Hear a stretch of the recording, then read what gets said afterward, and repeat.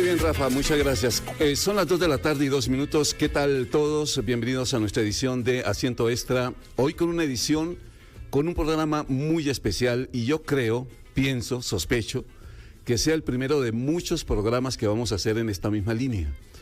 Porque creo, sospecho que el tema político, el tema del agite en los partidos políticos, pues va a estar muy de moda durante todos estos días, sin pensar lo que vaya a pasar el próximo año. Quizás este año se está yendo y muchos de los temas se van a diluir un poco con las festividades de fin de año, la fiesta patria y etcétera. Hoy vamos a abordarlo desde este punto de vista. Luis Amador hoy es noticia porque vino al país a declarar. Llegó en la mañana a la Fiscalía General para declarar sobre los contratos famosos aquellos para reparar el aeropuerto de Liberia.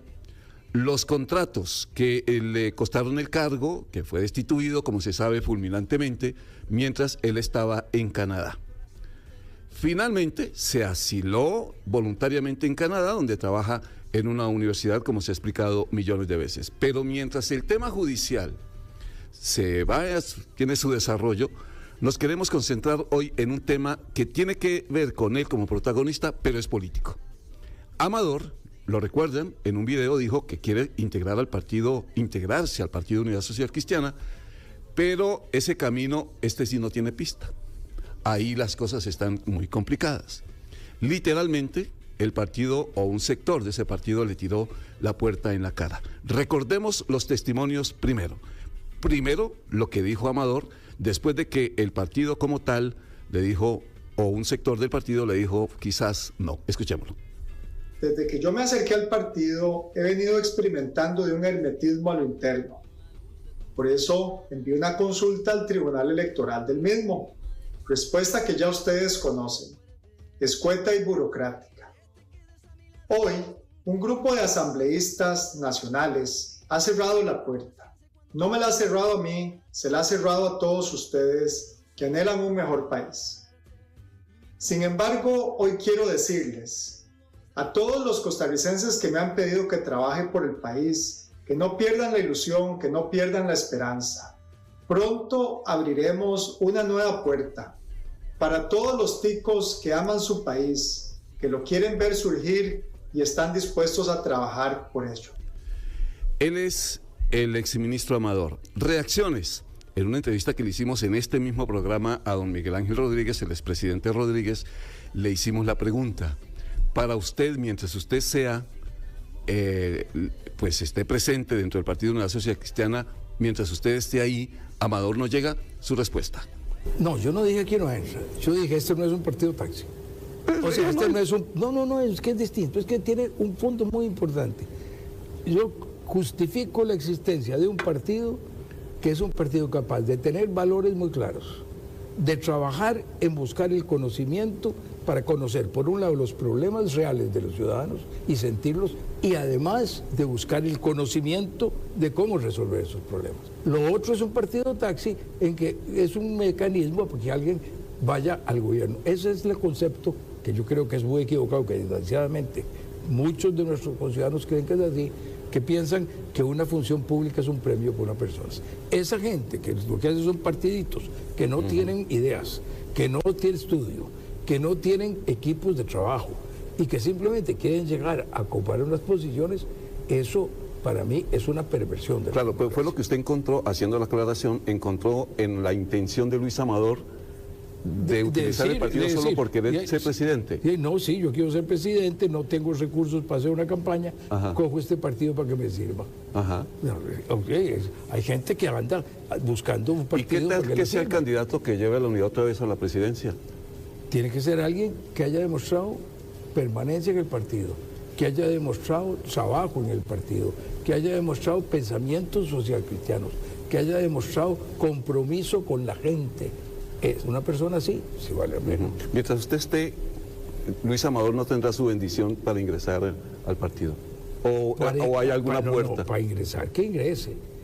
Y si dentro de 3 o 4 años ha demostrado que es una persona que ha hecho una gran carrera dentro del partido, perfecto, que entonces sea candidato de lo que quiera y que la gente lo escoja, pero que haga su trabajo, que demuestre lo que dé y que demuestre que es el que demuestre en su vida en el partido su compatibilidad con los valores del partido. Hoy vamos a plantear entonces, a partir de estos testimonios y a partir de lo que está pasando como noticia del señor Amador, estamos en un arranque de campaña un poquito agitado, nos estamos adelantando, un partido que entre otras cosas, como la Unidad Social Cristiana, hará todo por volver a la presidencia, es Amador, esa gran oportunidad. Dentro del mismo partido está Juan Carlos Hidalgo, que le ha dicho a algunos dirigentes del propio partido que quiere ser presidente. Lo contaron aquí en esta misma radio, 2 diputados que además le exigieron a Juan Carlos que se retirara, a don Juan Carlos que se fuera del partido si quiere ser candidato a la presidencia. Ese es el escenario hoy. Y por esa razón tener 2 invitados especiales, uno de ellos Ignacio Azurria, a quien le digo la verdad, me encanta pensar que usted nos va a acompañar esta y muchas veces más. Ignacio, que es además, analista en este tema de la comunicación política, es de las personas que más conoce sobre comunicación política. Así que Ignacio, qué bueno tenerlo. ¿Cómo me le va? Muchas gracias, don Henry. Aarón, un gusto estar por acá, un gusto saludar a quienes nos ven y nos escuchan. De verdad es un placer estar en Grupo Extra, en Extra Radio. Me encanta, se lo decía fuera de cámaras, me encanta la producción que tienen ustedes ahora. Se ve muy bonito todo esto, de verdad.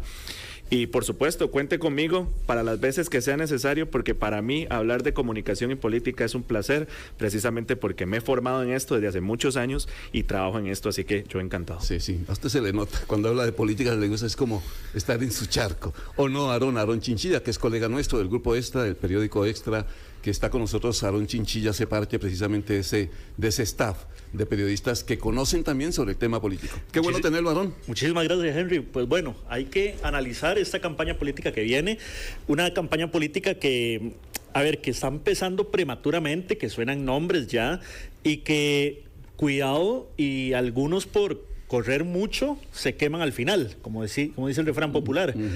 Otros parece que se están moviendo debajo de la mesa, otros aún no logran ni definir nombres, y ahí pueden haber sorpresas eventualmente, porque los últimos periodos electorales, el que menos uno esperaba queda de presidente. Claro, ahora uno puede comenzar preguntando, Ignacio, si realmente nos estamos adelantando demasiado, o usted cree que sí, el hecho de que Amador ya haya agitado las aguas, le haya soltado una pequeña bombita dentro del Partido Unidad Social Cristiana y lo tengan ¿ya eso es agite político?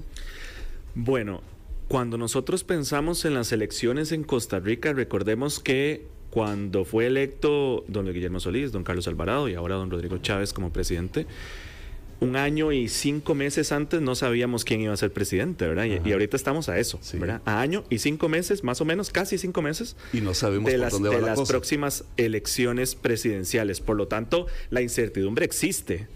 Pero también, frente a esa incertidumbre, se mueven piezas, ¿verdad? Se mueven piezas naturalmente. Es muy interesante escuchar a don Miguel Ángel Rodríguez lo que menciona, ¿verdad? Porque ante la oleada o ante el fenómeno de la personalización o hiperpersonalización que existe en política desde hace décadas, no solo en Costa Rica, sino en todo el continente americano y también en países europeos, precisamente hay partidos políticos como el PUS, como la Unidad, que se rehúsan a entrar en esa dinámica, ¿verdad?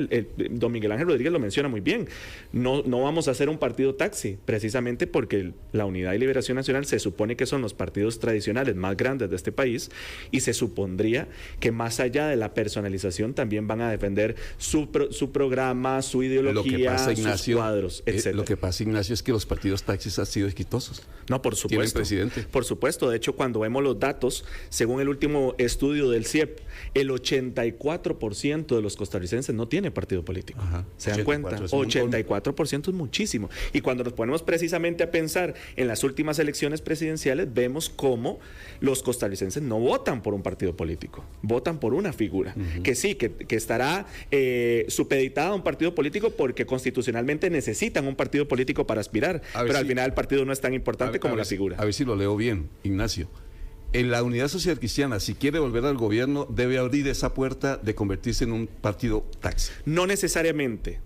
Idealmente, para un partido político como la Unidad o como para Liberación Nacional, deberían surgir figuras dentro de esos partidos políticos, no de afuera, que entran para aspirar meramente, como pasaría con don Luis Amador, sino liderazgos que ellos mismos puedan surgir del mismo partido político, que puedan ser atractivos ante la ciudadanía. Pero ahí está el reto más importante, que es que la reputación sobre todo de Liberación Nacional, no hablemos tanto de la unidad, pero la reputación de Liberación Nacional en este momento es muy negativa, ¿verdad? Ya lo hemos visto en las últimas elecciones. Entonces, por ejemplo, el reto de Liberación Nacional es cuál va a ser su candidato o candidata. Y si ese candidato o candidata sea muy bueno, digamos, partamos de esa premisa que pueda ser un buen candidato o una buena candidata, aún así tiene la losa encima de ser un candidato o candidata de Liberación Nacional con la reputación tan negativa que tiene en este momento. Ahora, el otro escenario, Aarón, es, y aprovechando que los tengo a los dos, es si se ven dentro del Partido Unidad Social Cristiana, ya que es el tema nuestro hoy, figuras que resalten y que sean las que van descollando y con ganas. O ahora, yo quiero también plantear qué tan partido está el Partido Unidad. Ajá. Porque, a ver, que a 1 año y medio de las elecciones ya estén sonando 3, 4 nombres, se dice Juan Carlos Hidalgo, se habla de Leslie Bojorges, se habló de Luis Amador, y me imagino que alguna tendencia a colocar a lo suyo, es que refleja que a lo interno no están cohesionados, que no están pensando en una misma línea. Y evidentemente eso refleja una partición a lo interno de la agrupación política. Del Partido Unidad Social Cristiana queda Social Cristiano porque Unidad como que no. Como que no, y están bien partidos. Bueno, lo que mencionaron es muy cierto, lo vimos en las elecciones municipales y lo vimos en las elecciones legislativas, sobre todo, como se partió la fracción en la Asamblea Legislativa, ¿verdad? La fracción de la Unidad, ¿verdad? Que ahí realmente no hubo unidad, ¿verdad? Han tratado de posicionar desde hace ya bastante rato, que no les digan PUSC ni les digan Unidad Social Cristiana, solo que les digan Unidad, ¿verdad? Ese es el rebranding de la Unidad. Pero realmente hay unidad ahí, ¿verdad? ¿Se puede ver esa unidad? Bueno, quieren jalar a los republicanos también, ¿no? Claro, sí. Lo ideal para los socialcristianos, si pensamos en la historia de la unidad social cristiana, sería de que se cohesione. Igual le sucede, por ejemplo, al chavismo, que ya podemos pasar ahí, ¿verdad? Es decir, yo lo he mencionado en otros programas, por ejemplo, al chavismo lo que le conviene en este momento, a pesar de que no tiene un partido político oficialmente, lo que le conviene, muchas gracias, lo que le conviene es cohesionarse, ¿verdad? Porque en el momento de la búsqueda de esa transferencia de apoyos, que no es fácil, ¿verdad? En el momento que ya don Rodrigo Chávez ya no sea candidato, porque no lo puede ser en las próximas elecciones, y se elija un sucesor o una sucesora, o se posiciona un sucesor o una sucesora, de ahí lo que le conviene precisamente al chavismo es de que el apoyo del chavismo se cohesione, ¿verdad? Para que esa transferencia no sea tan difícil. El problema para Rodrigo Chávez sería, por ejemplo, que le surgieran muchos candidatos, ¿verdad? Sucesores en diferentes partidos políticos, porque entonces, ¿qué van a hacer los chavistas? De ahí no saben por quién votar, a menos que don Rodrigo Chávez haga el guiño, ¿verdad? De quién será mi candidato o candidata. Que todo aparenta que va a ser una candidata. Sí, todo aparenta, pero volvemos a lo mismo. Falta 1 año y medio, ¿verdad? Para las próximas elecciones. Y en los últimos procesos electorales, faltando 1 año y medio, teníamos conversaciones muchísimas, ¿verdad? Sobre todo frente a candidatos o en función de candidatos de la Unidad y de Liberación. Siempre decían, estos son los favoritos. ¿Y qué pasó con esos candidatos? Al final no ganaron. Bueno, pues terminamos con 21 candidatos. Claro. ¿Verdad? Recuerdan ese papelón. Y las convenciones también grandísimas. Exactamente. Exacto. Ahora, les voy a plantear lo siguiente. Dentro de la Unidad Social Cristiana, manteniendo este mismo enfoque, ¿es Amador la salvación? Primero, y tengo otro planteamiento que era el que iba a ser primero, pero bueno, me enredé. Debe haber muchos partidos pequeños haciéndole ojitos a Amador porque es una figura, quiérase o no. Sí. Amador tiene aceptación en un enorme sector del país y podría ser un candidato muy interesante si se trabaja y genera su estructura, porque esto tiene que hacerlo él.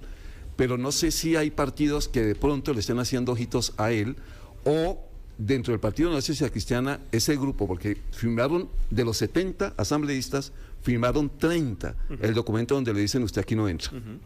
Quedaron 40. Esos 40 no quieren a Juan Carlos Hidalgo. Y diputados dicen que quienes firmaron la carta, los 30 que firmaron esa carta diciendo el Amador que no entra, ellos fueron convencidos por Juan Carlos Hidalgo. Esa fue la acusación que hizo aquí uno de los diputados. Es decir, estamos hablando de posibilidades de que el partido pueda reformar su estructura adentro y permitir que Amador llegue.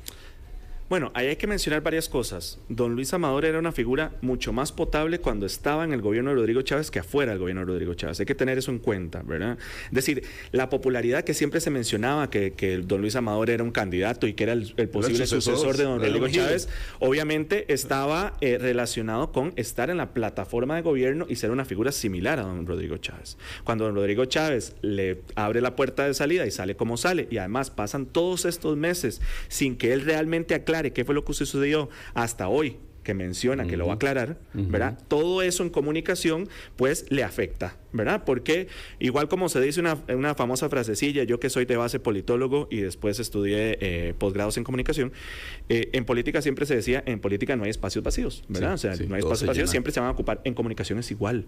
En el momento que don Luis Amador deja la incertidumbre, ¿verdad? De qué fue realmente lo que pasó, pues obviamente otros sectores, otras personas van a llenar ese espacio.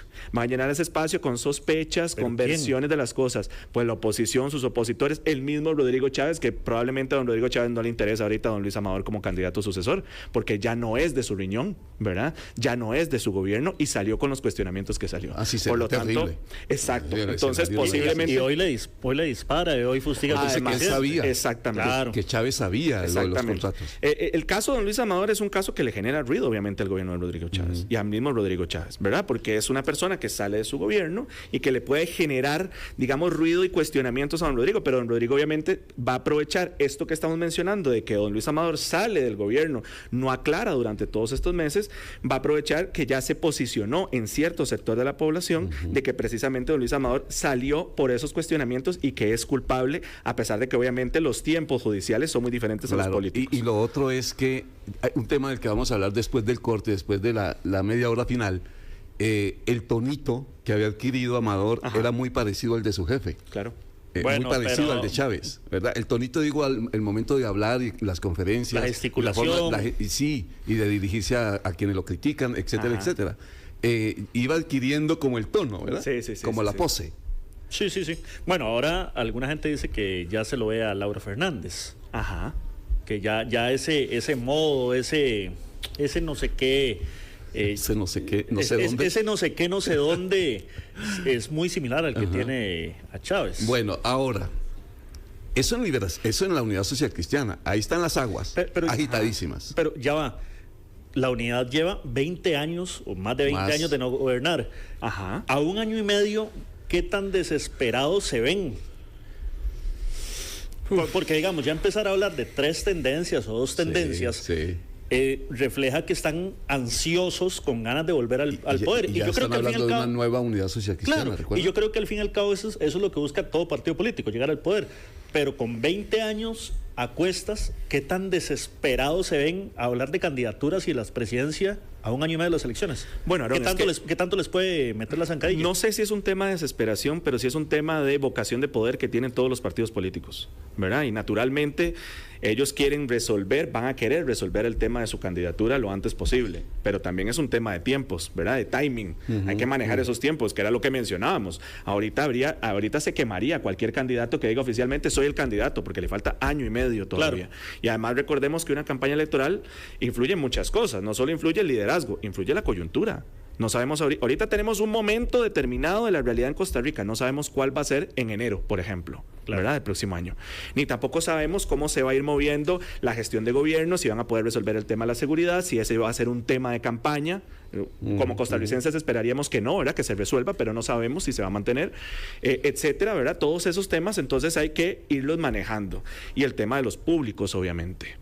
Aarón mencionaba que doña Laura Fernández es posiblemente la candidata, ¿verdad? Sucesora. Pero no se me adelante, Ignacio. No se me adelante porque le voy a hacer una consulta con base a eso que está diciendo. Ok. Yo voy a decir unos nombres y ustedes me dicen si son presidenciables o no, o si tienen posibilidades o no. Falta mucho tiempo, pero digamos cómo está. Es perspectiva nada más. Solo perspectiva, solo por molestarle la vida. Yo siento que aquí algunos ya no nos van a hablar más, pero bueno. Comencemos, Juan Carlos Hidalgo. ¿Sí? Perdón por la respuesta, porque tiene que ser una respuesta conceptual en función de lo que trabajo, pero depende de la coyuntura, depende de los públicos a los cuales se va a dirigir Juan Carlos Hidalgo y depende, obviamente, de cómo él proyecte su candidatura. Políticamente correcto. Sí. Se la devuelvo. ¿Podría jalar a las masas del PUSC? Difícil, ¿verdad? Pues tendría que curtirse precisamente en la convención del PUSC. Ahí se verá, ¿verdad? Porque algo muy interesante, y añado, Cuando uno ve las elecciones municipales, uno sabe que en las elecciones municipales vota muy poca gente. Pero en las elecciones municipales los partidos tradicionales hacen demostraciones de fuerza. ¿Por qué? Porque ahí se puede ver el voto duro de los partidos tradicionales. Acordémonos que Liberación Nacional perdió más de 100,000 votantes entre el 2020 y el 2024. Le habían votado más o menos como 375,000 personas en el 2020 y 265,000 en el 2024. Y la unidad se mantuvo alrededor de los 212,000 votantes entre el 2020 y 2024. Ven qué interesante. Claro. Es decir, esas son bases que tienen los partidos tradicionales, obviamente de votantes, partiendo de que, por ejemplo, la unidad entra con 200,000 votos ya asegurados a la campaña, es un colchón importante. Que la Liberación también entre con eso es un colchón importante, pero la Liberación Nacional, a pesar de haber tenido casi siempre el colchón más grande o la minoría más grande, dejemos eso bien claro, ¿verdad? Porque los partidos de Liberación y la Unidad, que son los partidos más grandes en este país, frente a un 84% que no tiene partido político, obviamente son las minorías más grandes. No pueden sacar pecho porque son minorías grandes, pero minorías al fin y al cabo. Entonces, con ese colchón es que entran a las próximas elecciones. En el caso de la pregunta que me hace Aarón, pues Juan Carlos Hidalgo tendrá que precisamente ganarse ese espacio dentro del Partido Unidad Social Cristiana, porque me imagino que harán convención, y en función de eso a ver si esos 212,000 votantes lo acompañan a él durante la campaña electoral. ¿La base no verá muy lejos, muy arriba, muy en un pedestal a Juan Carlos Hidalgo? Bajarlo de ahí, muy hacerlo más cercano. Muy Nueva York. Bueno, usted lo ha dicho. Ignacio, usted que lee mucho la política, bajarlo del pedestal al común de la gente, al que va en el bus a esta hora, es complicado. Bueno, es que hay dos fases de la campaña, que era lo que les mencionaba. Primero, ganarse esos 212,000, que me imagino la mayoría sí serán realmente socialcristianos, ¿verdad? Entonces, ¿cómo atraer ese votante socialcristiano? Que votan por la bandera. Ajá, exactamente. Primero, ganarse esa convención, que no la van a ganar con el 100%. Por lo tanto, no es como que en el momento que ganen la convención ya tienen esos 212,000, ¿verdad? Ajá. Se dan cuenta, primero tienen que ganarse la mayoría de esos 200,000 personas, ¿verdad? De esos socialcristianos. Luego, convencer a cohesionar al partido por dentro, cohesionar todos esos votantes. Y luego hacia afuera, ¿cuántos números? Porque al final es un tema aritmético, ¿cuántos números necesita para ganar una elección presidencial? Que ya vimos con Liberación Nacional y con la Unidad que no les ha alcanzado. O sea, a pesar de tener ese colchoncito, aún así no les alcanza. No les alcanza ni siquiera para llegar a una segunda ronda. Bueno, el caso de don José María Figueres sí le alcanzó, pero no gana en la segunda ronda. Y el caso de José María Figueres no solo es un tema del colchón que tenía de 300, casi 400,000 votantes, ¿verdad? Más o menos, sino también el tema de, obviamente, su candidatura, su reputación, que si bien recordamos, más del 60% de la población, según la mayoría de estudios, valoraba negativamente a don José María Figueres. ¿Se dan cuenta? Entonces, al final, de todo influye. Influye el partido político, la candidatura, el contexto, los públicos, etcétera. Bueno, sigo con nombres. Amador, ¿presidenciable o no? Dentro de la Unidad Social Cristiana no lo veo. No está. No lo ve ahí.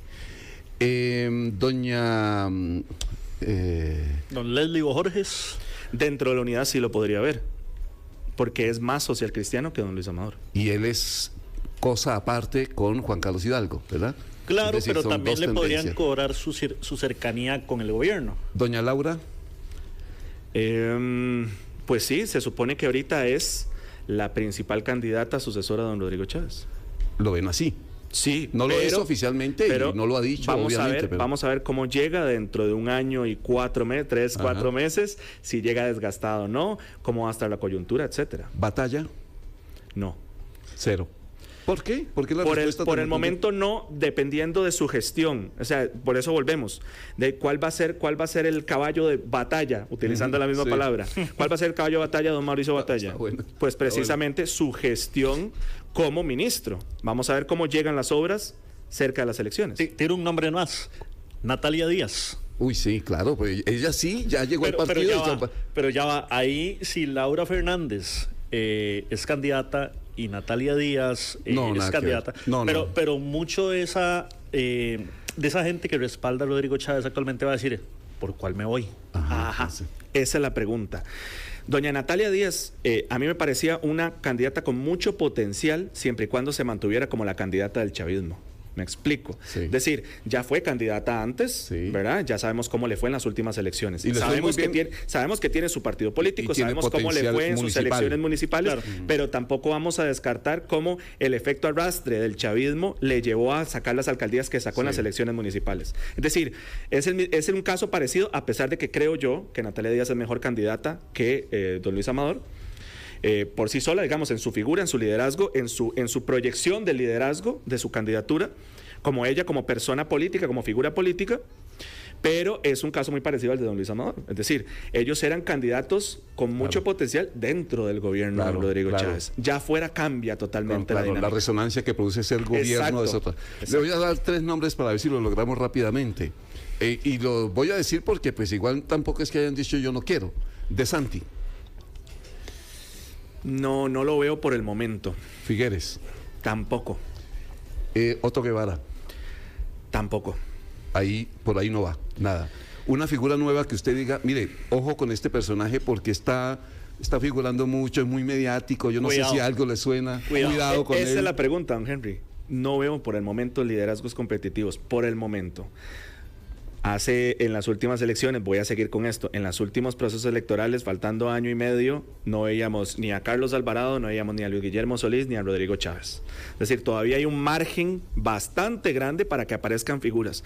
Sobre todo porque en este momento, desde mi expertise, yo no veo liderazgos competitivos que, valga la redundancia, le puedan hacer la competencia por el momento a don Rodrigo Chávez, por ejemplo, en el discurso, en la forma, en la gestión política, etcétera, sobre todo porque don Rodrigo Chávez ya lo vimos, ¿verdad? Que en los últimos estudios, y hago la aclaración de una vez, que los últimos estudios fueron en mayo, junio, ¿verdad?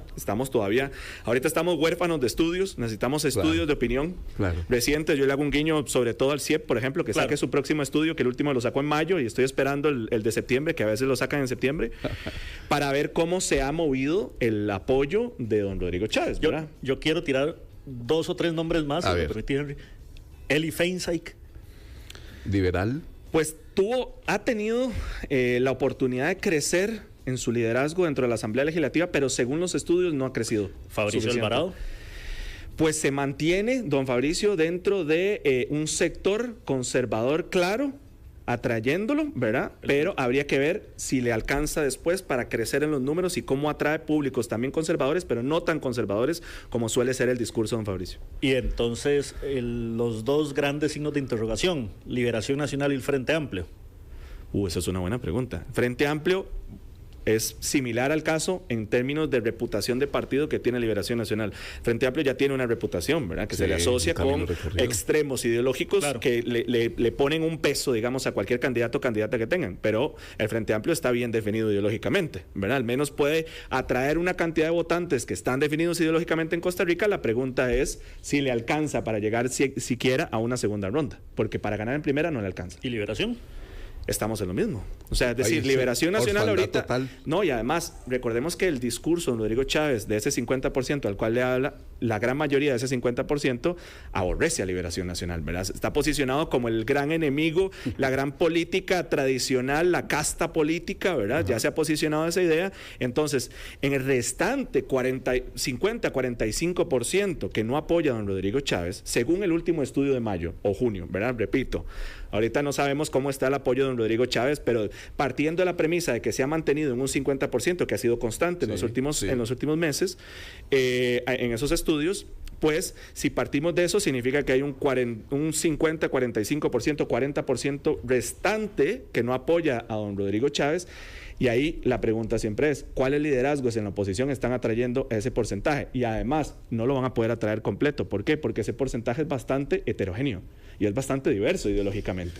Ahí está la izquierda, está la derecha, están los progresistas, hay conservadores también, etcétera.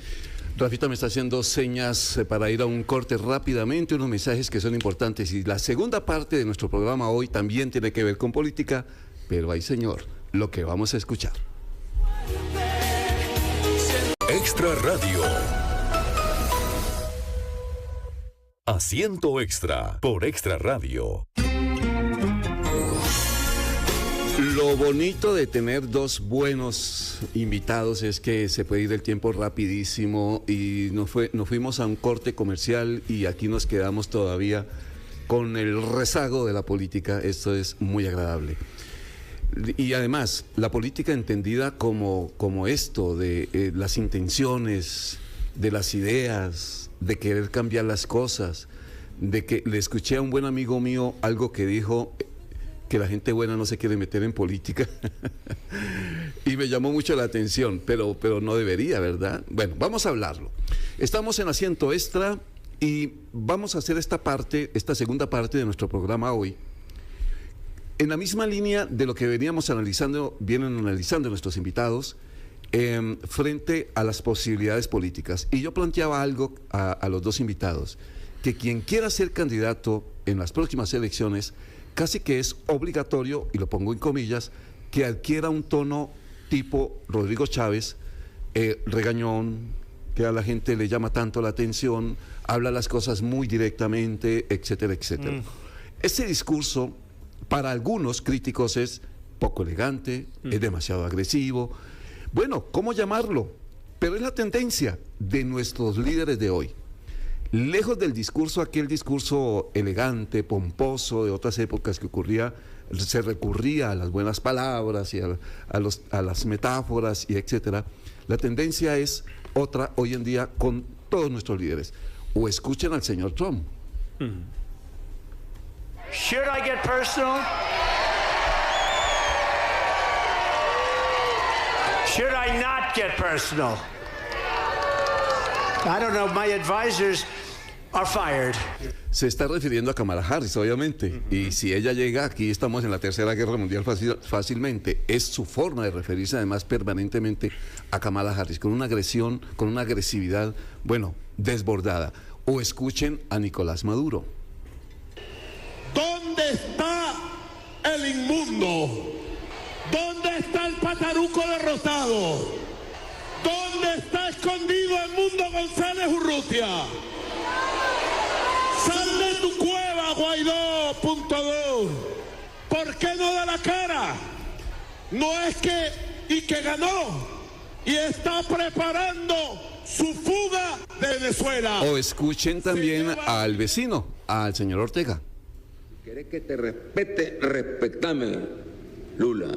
Si querés que te respete el pueblo bolivariano, respetá la victoria del presidente Nicolás Maduro y no andes ahí de arrastrado con ese gobierno que tiene de Lula. No es el gigante bueno. Bueno, también el señor Bukele, de aquí también muy cerca, El Salvador. Mucha gente lo adora. Si ellos quieren resarcir el daño que le hicieron a la sociedad en su momento, pues esta es la oportunidad de hacerlo. Y empecemos ya. Y no me importa lo que digan los organismos internacionales, que vengan a proteger a nuestra gente, que vengan a llevarse a sus pandilleros, si tanto los quieren. Se los entregamos todos al 2x1. Ustedes desatan una ola de criminalidad y nosotros quitamos la comida en las cárceles. El señor Petro, presidente de Colombia. Bueno, los jóvenes que protestan allá, pero malos los jóvenes que protestan acá. Las periodistas del poder, las muñecas de la mafia, construyeron la tesis del terrorismo en la protesta y la criminalización del derecho. A las periodistas como las muñecas de la mafia. Escuchen al señor Milei de Argentina. Lo que les revienta a la casta política y a algún sector del periodismo, mi performance en el exterior. Bueno, algunos políticos de hecho quieren prohibir que viaje. Pero fíjese, me he reunido con Elon Musk. Entonces, he estado con los empresarios más importantes del mundo. Claro, yo entiendo, digamos, la agenda liliputiense de los políticos argentinos intrascendentes, ratas invisibles, que, digamos, o sea, jamás van a poder aspirar a eso. Entonces, y les duele. Bueno, esos son los discursos de estos. ¿Por qué no el presidente Chávez? En perfecto estado de salud. El cáncer de páncreas que le mandaron a preguntar a doña Pilar Cisneros no existe. No soy alcohólico. No estuve en el CIMA. No hay fiestas con prostitutas en mi casa. No tengo mal aliento. Él es el presidente Rodrigo Chávez. Ahora, está la pregunta y está el planteamiento que Ignacio Azurria le estoy planteando como invitado hoy, porque es experto precisamente en comunicación política y Aarón Chinchilla, periodista del Diario Extra. Primero, un concepto general, Ignacio. ¿Este es un libreto? ¿Esto es un guión que se está siguiendo? Hay que hacer varios apuntes cuando escuchamos, digamos, diversos liderazgos. No todos esos liderazgos son comparables, ¿verdad? Hay unos más populares que otros, hay otros que han ganado elecciones, recientemente uno en particular que la ganó con fraude, ¿verdad? Entonces, hay liderazgos efectivos, hay liderazgos no tan efectivos. Cuando nosotros hablábamos o conversábamos sobre el contexto en una campaña electoral o en un país, en un espacio político, hablábamos también de cómo la población o la mayoría de la población percibe ese tipo de discurso, ¿verdad?, confrontativo. Según IDESPO-UNA, en los últimos estudios de IDESPO-UNA, la mayoría de los costarricenses, la gran mayoría de los costarricenses querían un gobernante de mano dura. Y también había una medición del autoritarismo de cómo era atractivo en este país. Pero también hay que verlo en por qué, habría que preguntarse por qué es que la mayoría de costarricenses están buscando ese tipo de liderazgos. Siempre hay que analizar, por ejemplo, así como en una campaña hay que analizar un candidato en función del que tiene enfrente, ¿verdad?, el rival que tiene, ¿verdad? Claro. Una segunda ronda entre don Rodrigo Chávez y José María Figueres no hubiera sido lo mismo entre Rodrigo Chávez y cualquier otro, ¿verdad? Claro. Que no fuera José María Figueres o que no tuviera el rechazo que tenía don José María Figueres. Número uno. Número dos, también en contraposición con los presidentes que le han antecedido. Carlos Alvarado fue uno de los presidentes, si no el presidente más impopular de este país, ¿verdad? Entonces, y también me acuerdo muy bien que había un estudio, no me acuerdo exactamente de la casa encuestadora, me pueden escribir si alguno se acuerda, que decía que, por ejemplo, más del 89% no creía que Carlos Alvarado tenía la capacidad para resolver sus problemas. 89%. Vean qué interesante. Entonces, cuando nosotros tenemos un presidente de esos, con esa percepción de la ciudadanía saliendo, obviamente va a ser mucho más atractivo una candidatura que sea todo lo contrario. Claro, la mano dura. Que sea todo lo contrario, exactamente. Entonces, eso también está asociado como el discurso de Rodrigo Chávez está asociado con datos muy interesantes como el 50%, alrededor del 50%, según estudios del CIEP, de Borges y Asociados, de Sid Gallup, etcétera, el 50%, sobre todo con el CIEP, que el 50% alrededor de la población no confía en la institucionalidad de este país. Valora negativamente a la Asamblea Legislativa, valora negativamente al Poder Judicial, a la Contraloría, etcétera, a los medios de comunicación también. Entonces, todo ese discurso se alimenta en función del contexto en el que estás y de los públicos. Por eso, el discurso de Rodrigo Chávez en este país es efectivo como mínimo ante un 50% de la población de Costa Rica. Pero cuando hablamos, por ejemplo, siempre de Venezuela o de Nicaragua, habitualmente en reuniones, en cuestiones familiares, siempre decimos, ¿por qué esa gente vota por fulano de tal? ¿Por qué en Nicaragua termina siempre ganando Ortega? ¿Por qué en Venezuela siempre gana Maduro? Sabemos que sí, hay todo un tema electoral. Teniendo en cuenta cómo son pero el comportamiento social, siempre uno se cuestiona, ¿por qué gana esta persona? Bueno, ¿qué nos atrae de ese discurso? ¿Por qué la gente siempre se siente atraída a ese discurso de choque, a ese discurso violento, a ese discurso de golpe? Milei en Argentina es más agresivo, no puede ser. Hay que hacer dos apuntes sobre eso. Bueno, lo que ya habíamos mencionado era el contexto. El contexto argentino posiblemente sea diferente o no tan similar como el nuestro. El contexto venezolano también será diferente, el contexto estadounidense será diferente. Entonces siempre hay que analizar cada liderazgo en otros países en función de su propio contexto. La otra es, obviamente, que las propuestas, cuando siempre se dicen las propuestas de los candidatos, son derivadas de tres elementos que me permito recapitular. El contexto, que era lo que les mencionaba, los públicos y el liderazgo, es decir, cómo cada persona puede proyectar un liderazgo que sea atractivo ante esos públicos y ante ese contexto, ¿verdad? Y también hay otro elemento. La gente no necesariamente vota por propuestas, sino por identidad. Tanto porque se vea identificado directamente con ese candidato o candidata, o porque le gustaría ser como ese candidato o candidata porque representa a futuro lo que quiere ser. Por ejemplo, el caso de Donald Trump en Estados Unidos, que lo han medido muchísimo, que dicen, ¿cómo es posible, por ejemplo, que tanta gente pobre en Estados Unidos vote por un millonario como Donald Trump? Porque Donald Trump, para cierto sector de la población en Estados Unidos, representa el famoso sueño americano, ¿verdad? El tipo que se hizo a sí mismo, lo cual sabemos factualmente que no es cierto, ¿verdad? Él tuvo una herencia de su padre para crear su riqueza, pero aún así pues los republicanos más trumpistas dirán que igual tiene mérito cómo creó la riqueza, ¿verdad? Y no soy yo quien para decir si sí o si no. Pero el punto es, exacto, pero el punto es que él representa el caso de éxito del millonario en Estados Unidos y por lo tanto hay mucha gente que lo vota a él porque se sienten identificados con esa idea, con ese arquetipo de Donald Trump. Es decir, lo que es un presidente y sus comportamientos y su discurso y su forma de caminar, de tratar a la sociedad, a los ministros, es un reflejo de nosotros mismos. Sí. Sí, porque es decir, puede ser... la sociedad costarricense ¿somos agresivos? No, es agresiva. No generalicemos, ¿verdad? De ciertos sectores de la población. No vamos a decir que todos los costarricenses son iguales. Ni tampoco voy ahorita a asegurar, porque ese estudio no se ha hecho en Costa Rica, sobre en qué está basado exactamente a nivel identitario el apoyo a don Rodrigo Chávez. Lo que podemos decir es que existe tanto el apoyo porque yo me veo reflejado en el presidente en este caso, ¿verdad? Don Rodrigo Chávez, o porque don Rodrigo Chávez representa lo que a mí me gustaría hacer o el tipo de liderazgo que a mí me gusta. ¿Se da cuenta? Entonces, en función de eso es que ya podemos ver ciertos apoyos. Y también, por eso es que la política es multifactorial, ¿verdad? No vamos a decir que todo el apoyo a don Rodrigo Chávez se reduce a eso. También es lo que mencionábamos en un inicio. Decir que don Rodrigo Chávez representa un contraste radical con Carlos Alvarado y el liderazgo que tenía. Y con Carlos Alvarado, que era súper impopular. ¿Verdad? Es decir, decidieron votar la mayoría de costarricenses y lo siguen apoyando la mayoría de costarricenses, un liderazgo muy distinto a don Carlos Alvarado en un contexto en el cual la gente está muy desencantada con la política. Entonces prefiere apoyar a un político de esos, de ese calibre, de ese estilo confrontativo, discursivo, a votar o apoyar a un político más tradicional, más tranquilo, más épocas. Exacto. Pero Ignacio, ¿es coincidencia?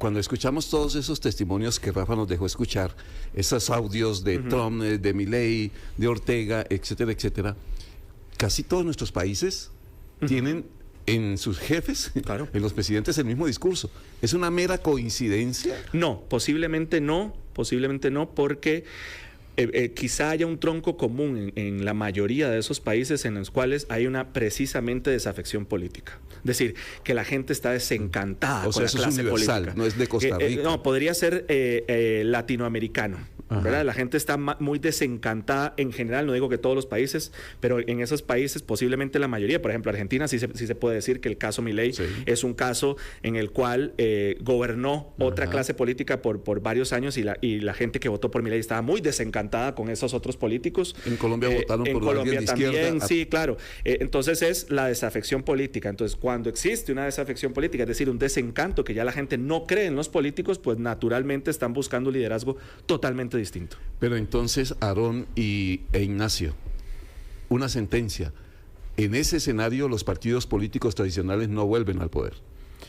Lo tienen difícil, pero voy a hacer un chascarrillo publicitario. Yo que trabajo en esto como consultor, yo siempre le voy a decir, porque yo he trabajado con la izquierda, con la derecha, con progresistas, con conservadores, y les digo siempre lo mismo a todos. Lo mejor, a pesar de que tenemos datos de encuestas que se publican, es hagamos nuestros propios estudios para profundizar en cómo está la cosa, cómo está el escenario.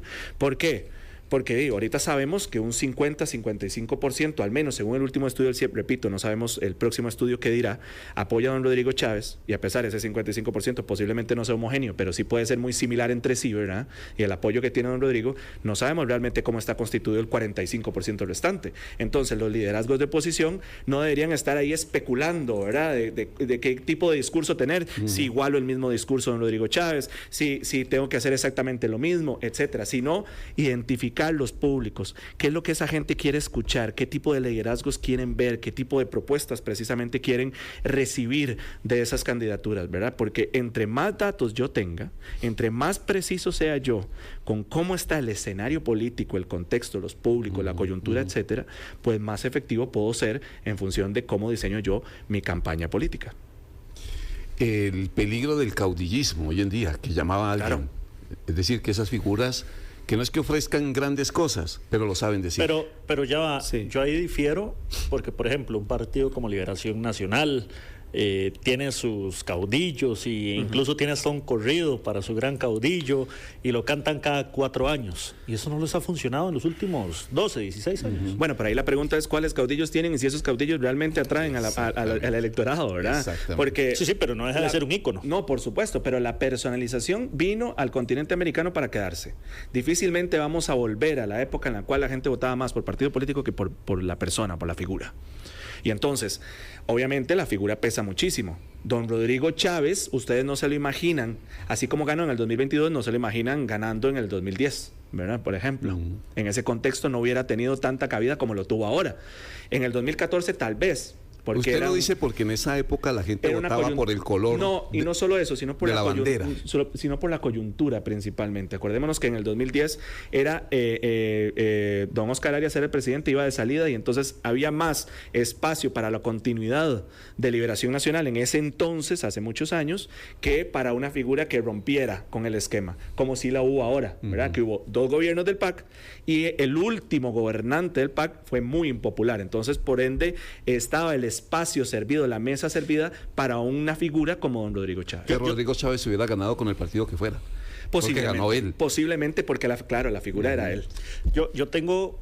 A ver, sabemos que políticamente los gobiernos o las administraciones aquí yo digo que son de 8 años. 4 años muy, comillas, populares y 4 impopulares. Si nos vamos bajo esa premisa, estamos en los 4 años del chavismo popular y eventualmente si fuese una figura de continuidad va a heredar ese síntoma de impopularidad, de desgaste, de hastío de la gente, de decir, no, la verdad es que queremos otra persona. Bueno, es que eso no es una variable independiente, ¿verdad? Es decir, eso está influido por muchas cosas. Claro. ¿Verdad? No nos imaginamos, por ejemplo, si volvemos al caso de Carlos Alvarado y Luis Guillermo Solís, ¿verdad? Los 2 presidentes del PAC. No nos imaginamos Carlos Alvarado en el primer gobierno, en vez de Luis Guillermo Solís, siendo tan impopular que Luis Guillermo hubiera ganado tan fácil la campaña que seguía, ¿verdad? Que hubiera sido gobernante después. Eso es muy importante. Entonces, depende de la gestión de gobierno y depende, volvemos a lo mismo, al contexto. Obviamente sabemos que don Luis Guillermo Solís tuvo el cuestionamiento del cementazo. Luis Guillermo Solís no salió bien de ese gobierno en términos de popularidad porque el cementazo le afectó muchísimo, ¿verdad? Los cuestionamientos sobre ese sonadísimo caso le afectaron muchísimo, pero también recordemos que en esa campaña del 2018, antes de que entrara el famoso tema del matrimonio igualitario, no había campaña realmente. Las campañas estaban muy apagadas, la indecisión estaba altísima, aparece ese parteaguas de la discusión del matrimonio igualitario que mete a 2 liderazgos totalmente disonantes entre sí, ¿verdad? Diferentes entre sí, como don Fabricio Alvarado y don Carlos Alvarado, y ya sabemos lo que sucedió en segunda ronda, ¿verdad? Entonces, por eso les decía, o sea, siempre hay que pensar, cuando pensamos en liderazgos, pensamos en el futuro electoral, hay que siempre tener en cuenta el contexto, la coyuntura particular en un momento determinado, los públicos, ¿verdad? Entender a los públicos, qué es lo que los públicos están deseando. Por ejemplo, ¿por qué nadie ha llenado el espacio de la inseguridad en este país? ¿Por qué en los liderazgos de oposición no ha habido nadie que le pueda llenar ese espacio de que se pueda posicionar como más competente en ese tema que don Rodrigo Chávez? No ha habido nadie. ¿Por qué? Si es un tema fuerte que le puede afectar a don Rodrigo Chávez. O de pronto el megáfono de Casa Presidencial es un poco más grande que el de, por ejemplo, la Asamblea Legislativa. No, por supuesto que lo es, por supuesto que lo es. Esa es otra pregunta. Casi siempre desde la Asamblea Legislativa salen la mayor cantidad de candidaturas presidenciales, ¿verdad? Claro. Pero ¿será el mejor lugar para salir de ahí cuando la Asamblea Legislativa tiene un 50% de rechazo en esta población, en este país? ¿Verdad? O sea, ahí habría que preguntar, exacto, tiene una impopularidad muy alta. Y entonces, por supuesto que no vamos a generalizar, ¿verdad? No es como que los 57 ya están amarrados para salir como una candidatura fuerte. Pero habría que estar echando tierra de por medio para distanciarse de esa impopularidad, estar haciendo algo para combatir esa percepción de impopularidad, esa percepción de tanta gente que piensa que la Asamblea Legislativa es un obstáculo. Esto no lo digo yo, lo dicen los estudios del CIEP, ¿verdad? Todo ese tipo de percepciones de cómo vas a ir construyendo tu candidatura. Pero entonces ahí volvemos a lo que ya venimos mencionando. El contexto, los públicos y cuál es tu liderazgo y qué deberías estar diciendo en función de qué puedes representar, qué puedes decir y qué no. Y aquí cierro con lo siguiente. Tampoco se trata, voy a poner el ejemplo, por ejemplo, entre conservadores y progresistas. Tampoco se trata que si un liderazgo conservador, ¿verdad? Que esto es muy importante, que es el tema de la coherencia en política. El tema de la autenticidad, que es muy importante para ganar confianza de los votantes. Si, por ejemplo, un candidato que tiene una reputación progresista de toda la vida, de repente se da cuenta que en números tiene que ser conservador para poder ganar unas elecciones, pues se termina disparando en el pie si hace ese cambio, ¿verdad? Porque pierde ya los votantes progresistas que tenían, que desconfían de él, y los conservadores no van a votar por él. Igual sucede viceversa, y ya lo hemos visto en este país con candidaturas que hacen ese cálculo político. Por eso segunda toma. Por eso les mencionaba, todo influye, siempre hay que tener en cuenta en una campaña el contexto, los públicos y el candidato, y cómo ese candidato de manera lo más auténtica posible puede proyectar precisamente su liderazgo para atraer votantes. No sé, nos tocó segunda parte de este programa de análisis político. Tenemos que seguirlo haciendo, Aarón. Sí. O sea, tener igual a Ignacio cada vez que se nos ocurran cosas en ese sentido, porque ya lo han escuchado ustedes, es un apasionado en esto de la comunicación política, así que Ignacio, obviamente que queda abierta la posibilidad de que nos acompañe después. ¿Cómo la pasó? Genial, don Henry, don Aarón, un placer como siempre, como le digo, siempre me gusta estar aquí en su programa, y si me permite hacer una cuña publicitaria, invito a quienes nos ven y nos escuchan a que entren a mis redes sociales. En Facebook estoy como Ignacio Azurdia, con Z, la Azurdia, y en YouTube está como Ignacio Azurdia CR, así que si quieren seguir conversando sobre estos temas, si están en desacuerdo conmigo y quieren decir, no estoy de acuerdo con usted, conversemos. Yo encantado de tener discusiones sobre esto, porque de verdad, como usted bien lo dice, soy un apasionado. Totalmente.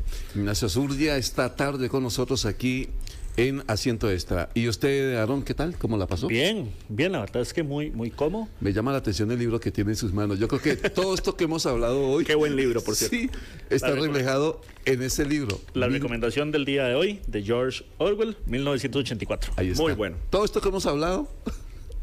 Ahí está. Lo pueden buscar ahí, es como una cartilla, es como un guión, un libreto. De lectura obligatoria para ese Totalmente. Nos vamos. A ustedes, oyentes, gracias, y los seguidores del Canal 42, que ven además la repetición en la noche, también decirles buena noche. Que estén muy bien, muchas gracias y adiós.